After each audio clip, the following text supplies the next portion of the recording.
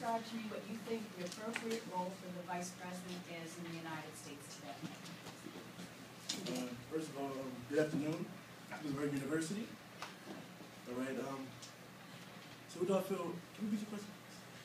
What do you believe is the appropriate role for the Vice President of the United States today? Okay, I feel the appropriate role for the Vice President today is to be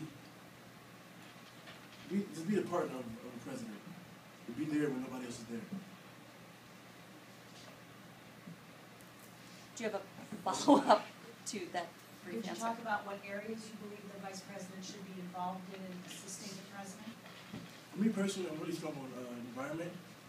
Many of you know, when I was in college, my little brother died of cancer. So that kind of powered my father to be an environmental lawyer. And that since I've been young, I've just been really pushing for environmental issues. Thank you. Yeah. Simone, hello. Hello, I'd like to thank everyone for coming today. I'm very honored to be speaking here at Shippensburg. I think the role of the Vice President is to be the right-hand man, to help the President with whatever policy needs he sees fit. Personally, as Vice President, I'd really like to help out with healthcare. I have a strong background in healthcare. I started my own company, Brightside Healthcare Group, and also studied public health and healthcare administration. Very good. Simone, you stay up there. The next question is from Dr. Sandy Bailey. All right, thank you. Given your party line stance on the Affordable Care Act, also known as Obamacare, which is basically the idea that you'd repeal it, if we were to repeal it, what do you think we should actually do then with the 30 to 40 million people who don't actually have any health insurance when they get sick? Well, our nation's healthcare system is fundamentally broken. We spend more per capita on healthcare than any other developed nation, yet our healthcare outcomes are worse. We must work diligently to improve quality of care, lower costs, and slow the spiraling growth of programs already on the books. We need comprehensive, patient-centered healthcare reform. I'm committed to advancing reforms that realign incentives so individuals and their doctors, not government bureaucrats or insurance company bureaucrats, are the nucleus of our healthcare system. I think we need to make healthcare more available, more patient-centered, just more accessible to all. And just real quick follow-up, so you think Obamacare doesn't do that? I don't think it does. Obamacare spends trillions of dollars that we don't have, raises taxes on workers, businesses, and families, and puts the federal government squarely in the middle of healthcare decisions. I don't think it's right. Mr. Good, rebuttal. Well, I support Obamacare, Affordable Care Act. Now, I feel as though that people deserve healthcare. I feel that the Affordable Care Act does that. People who have preconditions, I feel that they need healthcare. I feel that Obamacare does that. Okay. Very good. The next question, Mrs. Root. It'll deal with increasing income taxes again after January. In the paper this morning, it said that 800,000 people in the state of Pennsylvania are state workers. That's about 1/10 of the population. It also said they all got a 2.2% pay raise. Why should the entire population pay for an increase for just 1%? Why should taxes go up on everybody to support the payments just for the state employees? I feel America is a big community. So we should all work together to support each other. Okay. Rebuttal. I disagree. I don't think that should happen. I think we need to reform the tax system. Let me ask you then, as a follow-up, how? I think we need to extend the 2001 and 2003 tax relief packages, commonly known as the Bush tax cuts, pending reform of the tax code.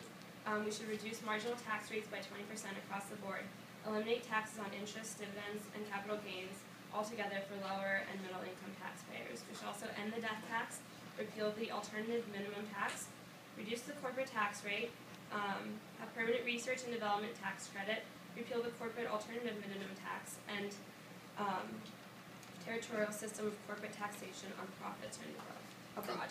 Would you get rid of the 2.2% increase?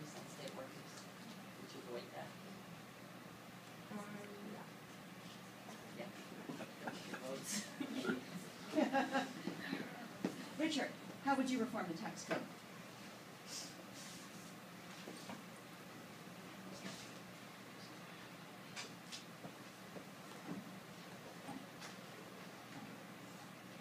Okay.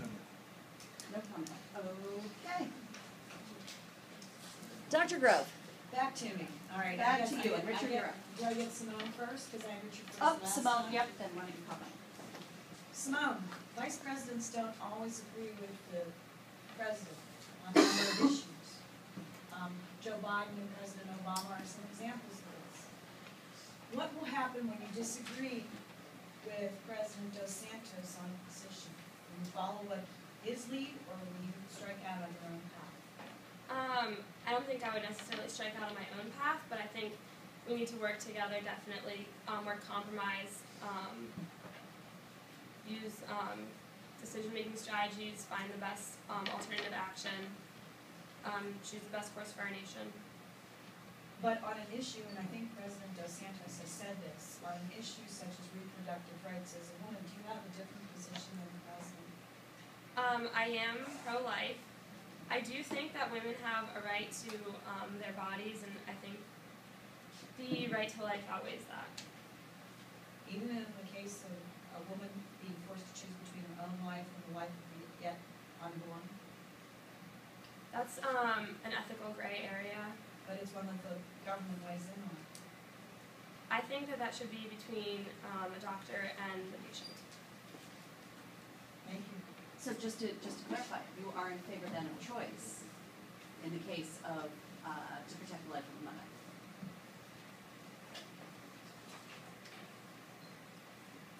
Like I said, I think that's an ethically gray area that should be decided case by case. Okay. Richard? The question was about, we sort of just stayed away from it. The question Agreeing or was about, disagreeing with. yeah, vice presidents disagreeing with their president. Now, you said, but I struck on my own path.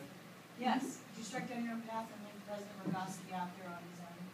I mean, I support Governor Rogowski, but me and him are friends. So I feel as friends we can agree to disagree.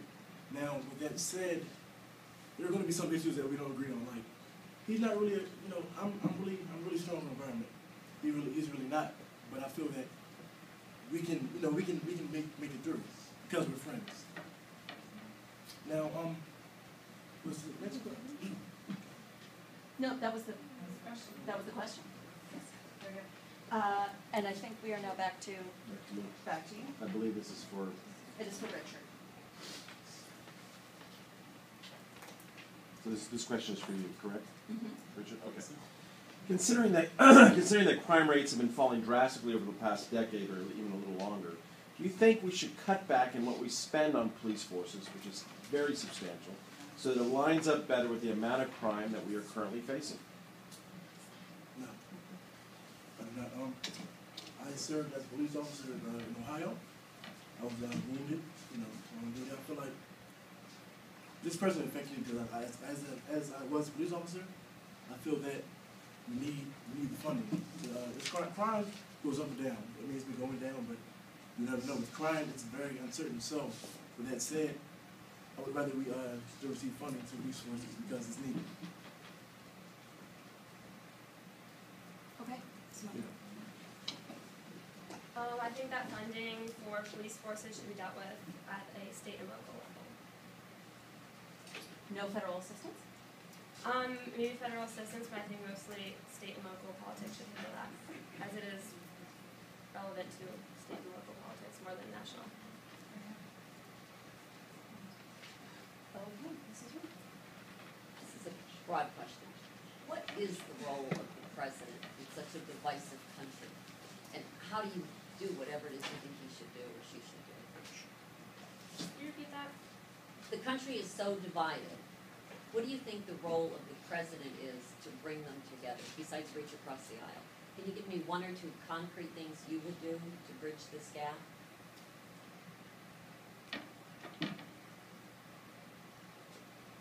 I think the president as the leader of our nation,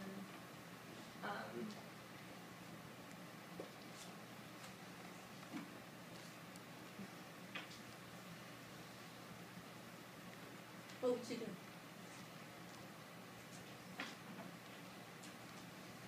I think it's obviously very important that he works with both of the parties and tries to stay bipartisan. Obviously, we're going to be partisan, but keeping bipartisan, trying to lead our country in the best direction regardless of parties. Richard, how about?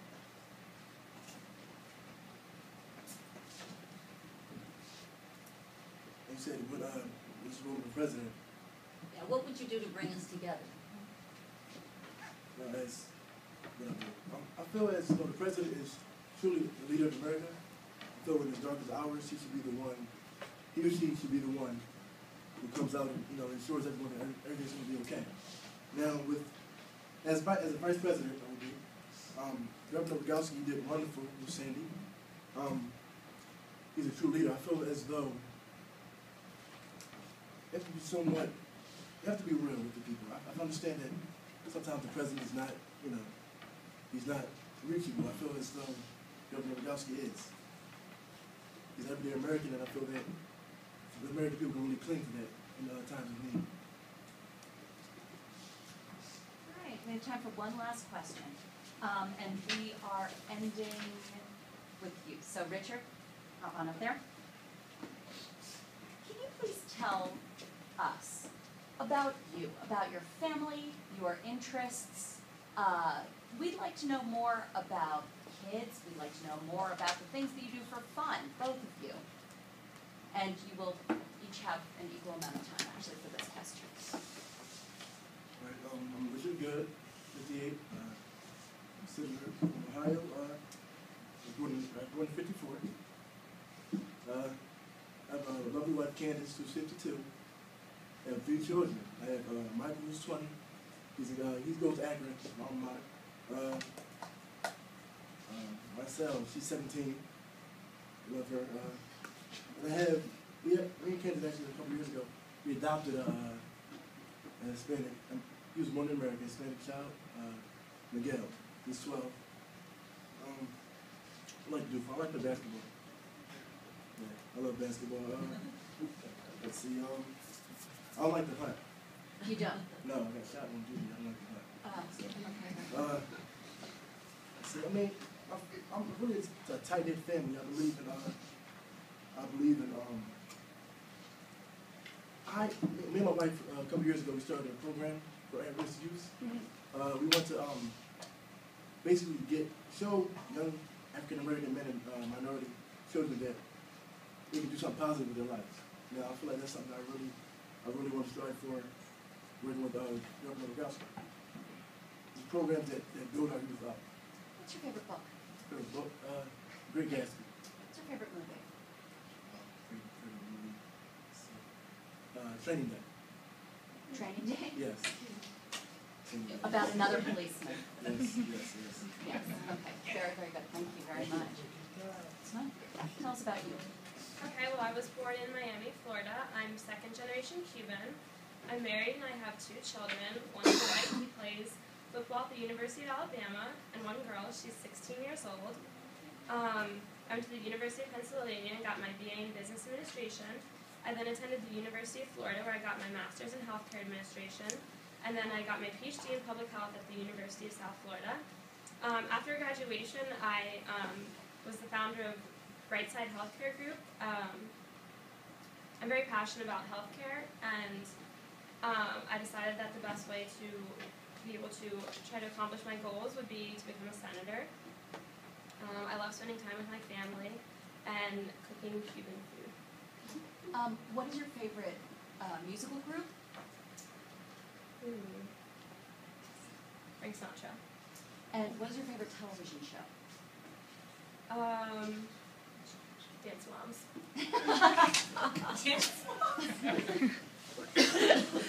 Very good. I'd like to thank both of our advice